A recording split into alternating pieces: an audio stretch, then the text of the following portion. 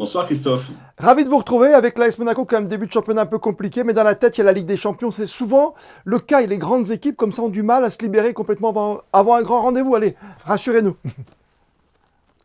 Oui, en fait, il y a trois éléments un peu qui se conjuguent. Il y a effectivement le fait que le rendez-vous de la Coupe d'Europe, on va dire, vampirise un petit peu les énergies et la concentration de l'équipe.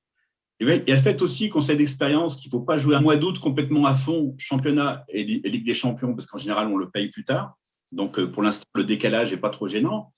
Et puis la troisième chose, c'est qu'effectivement, il est tellement important de passer en Ligue des Champions que le mauvais départ en championnat n'est pas tellement important.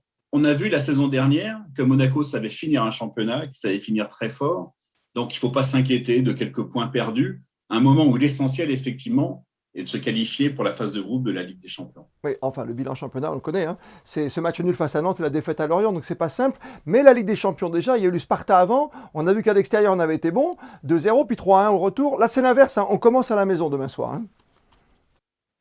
Oui, alors effectivement, en même temps, le fait que Donetsk ne joue pas vraiment de match à domicile à cause, enfin, dans la mesure où justement Donetsk est au cœur de la guerre en Ukraine, ça atténue un peu cet inconvénient. Ce qui est sûr, c'est que moi, j'ai trouvé que le Sparta Prague, c'était pas si facile que ça, et c'était déjà un vrai match de Coupe d'Europe. Et vraiment, il y avait déjà une intensité quand même qui était très européenne. Là, on change un peu de dimension. Ça va être un vrai match de Ligue des Champions. Le Shakhtar est vraiment habitué à ces matchs-là. C'est une équipe qui a beaucoup d'expérience, avec beaucoup de joueurs étrangers, avec beaucoup de joueurs étrangers.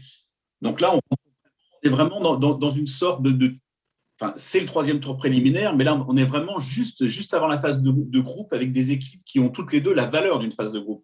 Donc là, ça va vraiment être difficile pour Monaco.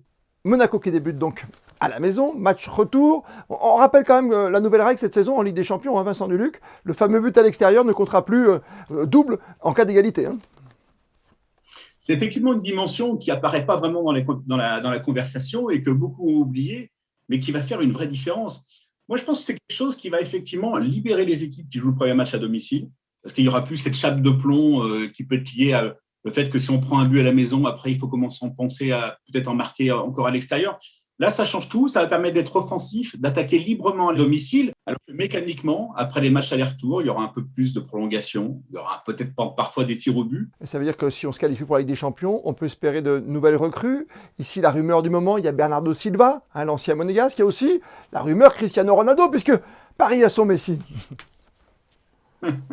La rumeur Cristiano Ronaldo, j'avoue que ouais, j'y crois moyennement. Mais ce qui est vrai, c'est que même si Monaco a des moyens que d'autres clubs de Ligue 1 n'ont pas forcément, il n'empêche une qualification en Ligue des Champions, et même si les ressources sont un peu plus partagées aujourd'hui, ça veut quand même dire au minimum 40 millions d'euros, et si ça se passe bien, entre 50, 60, 70. Donc oui, la Ligue des Champions a une importance centrale à la fois sportivement et économiquement. Puis le grand événement, Vincent Duluc, ça ne nous échappe pas, nous les amoureux de football, on ne va pas se le cacher. Nous sommes des passionnés, même si nous restons des journalistes. C'est le retour quand même du public. Ça, c'est quand même incroyable dans les stades. Ça nous change complètement en France, hein. Le week-end, pour ça, a été formidable. Et c'est quelque chose qu'on a retrouvé avec le formidable Lens Saint-Etienne à Bollaert ce dimanche, où vraiment il y avait de l'ambiance, les couleurs étaient magnifiques. C'était vraiment le foot d'avant et ça faisait un bien fou. Et on l'a encore retrouvé à Marseille dimanche soir pour OM Bordeaux, même si l'histoire ne s'est pas finie aussi bien qu'elle avait commencé.